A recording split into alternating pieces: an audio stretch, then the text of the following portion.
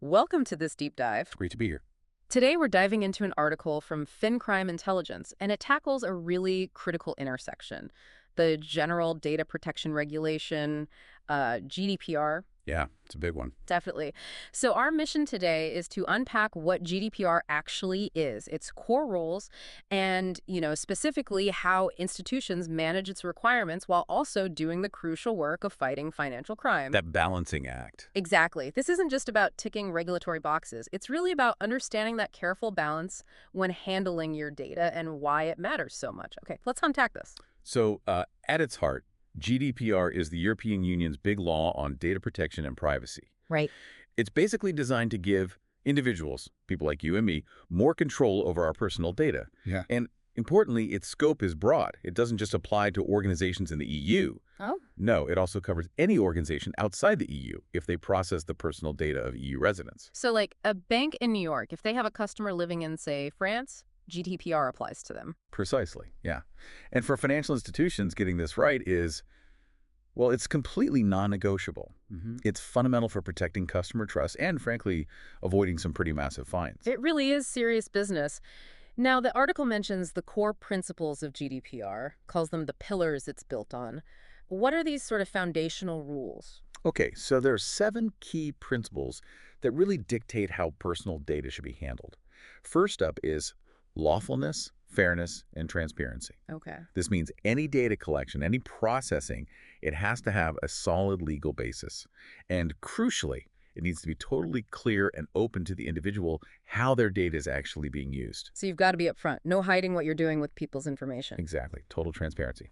Next is purpose limitation. Right. Data has to be collected for specified, explicit, and legitimate purposes. Yeah. And you shouldn't really use it later for something else that's incompatible with those original reasons. So you collect it for reason A. You can't just decide later to use it for reason Z without a very good cause. And again, being transparent. You need that clear reason, and you stick to it. Yeah. Third is data minimization. Ah. Basically, only collect the personal data that is strictly necessary for the purpose you've stated. Don't grab extra info just in case you might need it down the road. It's about being lean, only collecting what's absolutely essential. That's a good way to put it. Yep. Fourth, accuracy. Personal data needs to be kept accurate and, where it's necessary, kept up to date. If data is wrong, it has to be corrected or, deleted. Outdated or incorrect data can lead to really poor decisions or even harm. Which is especially critical in finance, obviously. Absolutely. Fifth is storage limitation. Yeah. Data should only be kept for as long as is necessary for the purpose it was collected for. Right. And this principle, actually, this one creates some fascinating challenges when you start layering financial crime rules on top. We'll definitely circle back to that. You can't just hoard data forever. No, definitely not. Sixth principle, integrity and confidentiality.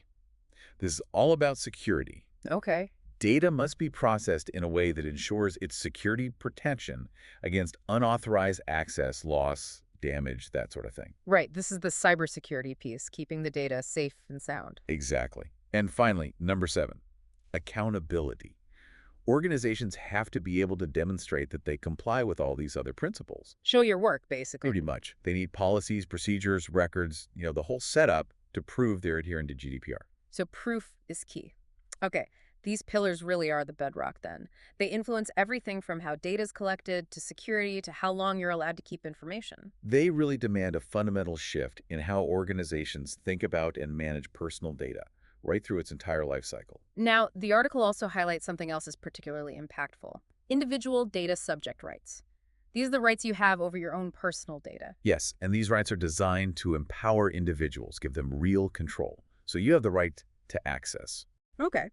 This lets you ask an organization for copies of the personal data they hold about you. So you can literally just ask, hey, show me what you've got on me. Yep. Then there's the right to rectification. If data about you is inaccurate or incomplete, you can demand they correct it. Seems straightforward, but yeah, essential for accuracy. It is. Then there's the one that got a lot of press. The right to erasure, often called the right to be forgotten. Ah, yes, that was definitely a headline grabber. It was. Under specific circumstances, you can request that they delete your personal data. Right. You also have the right to restriction of processing. This allows you to limit how your data is used, again, under certain specific conditions. Okay. The right to data portability is quite interesting, too.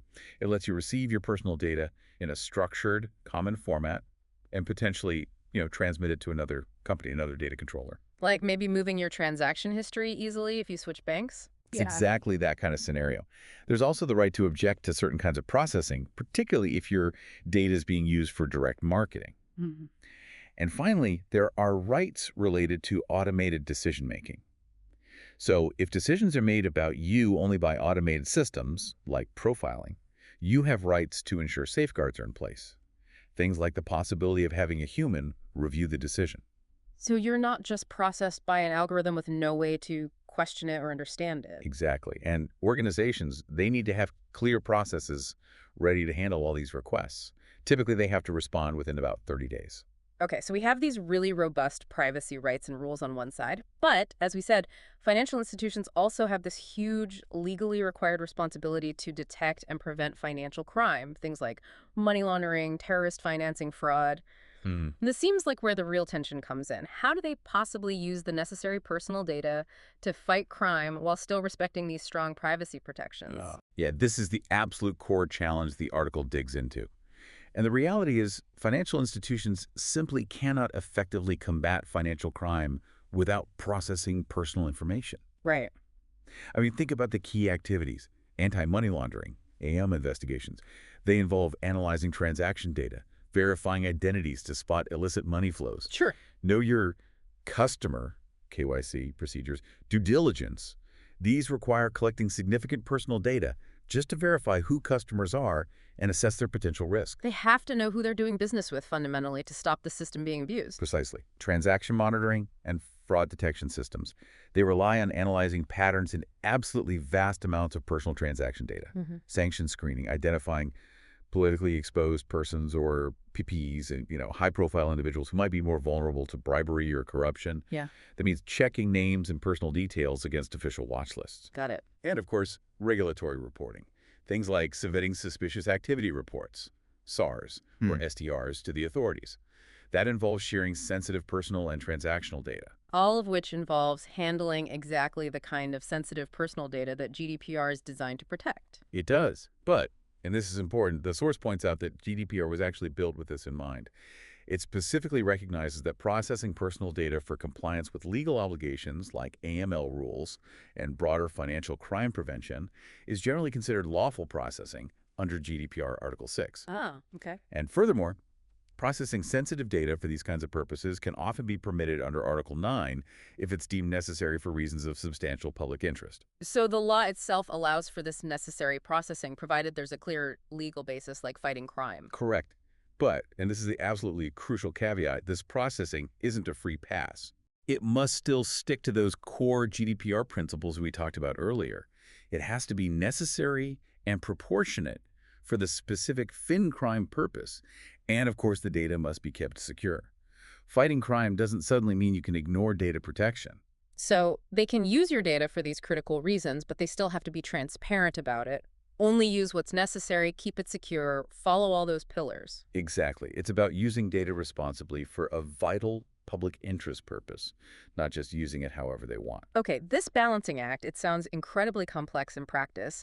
What are some of the specific sort of real-world challenges that financial institutions face trying to juggle these two sets of obligations? Here's where it gets really interesting. Yeah, it does get complicated. One of the biggest hurdles the article highlights is data retention conflicts. How so? Well, AML regulations often require banks to keep customer and transaction records for, say, 5 years, sometimes even longer, after the customer relationship ends. But this butts heads directly with GDPR's storage limitation principle, which, remember, says you should only keep data as long as necessary for the original purpose it was collected for. Reconciling these conflicting legal timelines is a major headache. Ah, so one law says keep it for years, the other says delete it when you don't need it anymore. That's a direct point of friction right there. It absolutely is a real challenge. Another one is cross-border data sharing. Financial crime obviously doesn't respect national borders, but data privacy laws can vary significantly from country to country. So sharing data for investigations across jurisdictions, say, aligning GDPR with the UK's Data Protection Act, or California's CCPA, or Singapore's PDPA, as the article notes, adds huge layers of legal and operational complexity. Right. Trying to follow an illicit money trail from, say, Europe to Asia means navigating completely different privacy rule books along the way. Exactly. Then there's managing vendor and third-party risk. Many banks use specialized companies, think RegTech providers, fraud analytics firms, to help with their FinCrime compliance. These external data processors, they also have to comply with GDPR, and the institution itself is ultimately responsible for making sure they do. Ah, so your own data compliance is only as strong as your weakest link in the chain, your partners. Essentially, yes. You have to vet them carefully. Automated surveillance and profiling also throws up challenges. With AI Yeah, things. yeah. As institutions increasingly use AI and machine learning for monitoring transactions or scoring risk, they have to ensure transparency about this automated processing. And they need to comply with those rights around automated decision-making we mentioned, potentially needing human review options or opt-outs. So, using AI to spot suspicious patterns is powerful for fighting crime, but under GDPR, it has to be explainable and fair, not just a black box. It does. And then there's just the sheer dual compliance burden. You're trying to simultaneously adhere to GDPR, maybe multiple other regional privacy laws, plus all the AML rules, sanctions lists, and other financial regulations. It creates an enormous operational and legal challenge, just keeping everything aligned. Wow. It really sounds like a constant tightrope walk across a landscape of potentially conflicting rules. It requires a very sophisticated and integrated governance model, just as the source emphasizes. It's not easy. And if they slip on that tightrope, what are the consequences? What happens if an institution actually fails to meet its GDPR obligations? Well, the penalties can be pretty severe. Yeah. Supervisory authorities have the power to impose significant administrative fines. Like, how significant? For, let's say, less serious infringements, things like failing to keep proper records or not having adequate security measures, the fines can reach up to 10 million or 2% of the organization's annual global turnover, whichever amount is higher. 2% of global turnover for a multinational bank. That's eye-watering. It is. And for the more serious breaches, like violating those data subject rights we discussed, or issues with illegal international data, transfers the potential fines double. It can go up to 20 million or 4% of annual global turnover. 4%. Wow. That's a huge financial incentive to get compliance absolutely right. It absolutely is. But the article makes another really crucial point here. These regulatory fines, as big as they are often actually dwarfed by the other costs involved. Really? Like what? Think about the reputational damage from a major data breach. That can be immense. Then there is the huge costs of investigating the incident, implementing fixes, notifying customers, and on top of that, potential legal action from affected individuals. These combined costs often far exceed the regulatory fine itself. So the official fine is just one piece, maybe not even the biggest piece, of a much larger and potentially more damaging fallout. Exactly. It makes robust compliance not just a legal tick box exercise, but a genuine business imperative. Okay, so given this complex minefield and the high stakes, how do institutions navigate it successfully? What are the best practices the source recommends, especially for balancing privacy with that essential fin and crime work? Right. The article outlines several key strategies. First, where it's required, appointing a data protection officer, DPO. Okay. This is a dedicated role, someone specifically responsible for overseeing the whole data protection strategy and ensuring compliance day to day. So having someone whose specific job is to keep an eye on all of this complexity. Yes. They should also be conducting regular data protection impact assessments, or DPIAs. What are those? Basically, risk assessments for any new projects or systems that are likely to pose a high risk to individuals' privacy rights.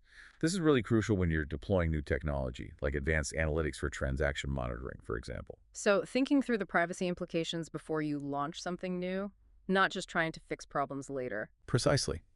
Proactive assessment. Maintaining clear data inventories and processing records is also fundamental for that accountability principle. You need to know exactly what data you have, where it is, why you have it, and what your legal basis is for processing it. Makes sense. You can't protect data effectively if you don't even know where it is or why you're holding on to it. Exactly. And strong security measures are just non-negotiable. Implementing technical and organizational safeguards, things like pseudonymization, which is masking data with identifiers, encryption, strict access controls, it's all essential to protect data integrity and confidentiality. So the technical shields to back up the policies. Right. And crucially, staff need to be properly trained. You need ongoing training on privacy policies, what to do if there's a breach, how to handle data subject rights requests. Yeah. Everyone, really, from the frontline staff to the compliance teams, needs to understand their role in protecting data. Yeah, it really needs awareness across the entire organization, not just in one department. Yes. And having clear, efficient procedures for managing those data subject access requests, DRSARs, is vital too. It ensures individuals can actually exercise their rights effectively and that the institution can respond within those tight 30-day deadlines. So, having a smooth, reliable process ready for when someone inevitably asks for their data or wants it corrected. Right.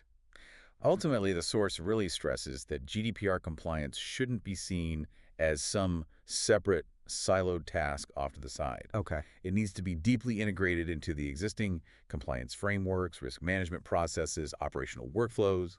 Data privacy has to be considered alongside all other regulatory and business objectives. So, it's not just another checklist you do once a year, it's woven into how the institution operates, fundamentally. Precisely. It needs to become part of the operational DNA, you could say. So, okay, when we pull back and look at the bigger picture here, what does getting this right really mean strategically for a financial institution?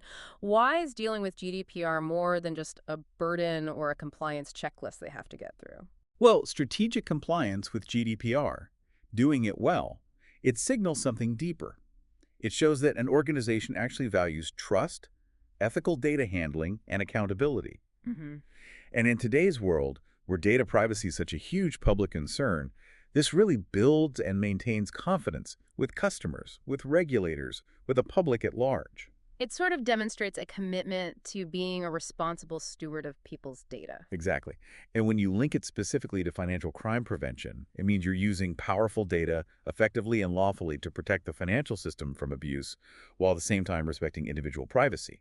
It's about achieving both goals through smart, ethical, and purposeful data use. So the takeaway isn't that you have to choose between protecting privacy and fighting crime, but rather that you have to manage the data very carefully to do both effectively. That's exactly it.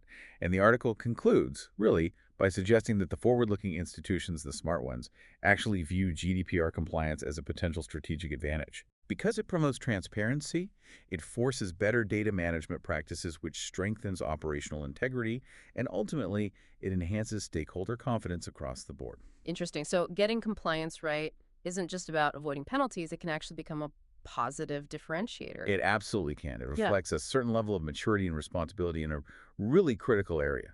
Well, this deep dive into the FinCrime intelligence article has certainly illuminated the real complexities of balancing data privacy under GDPR with the absolutely vital work of fighting financial crime. Hmm.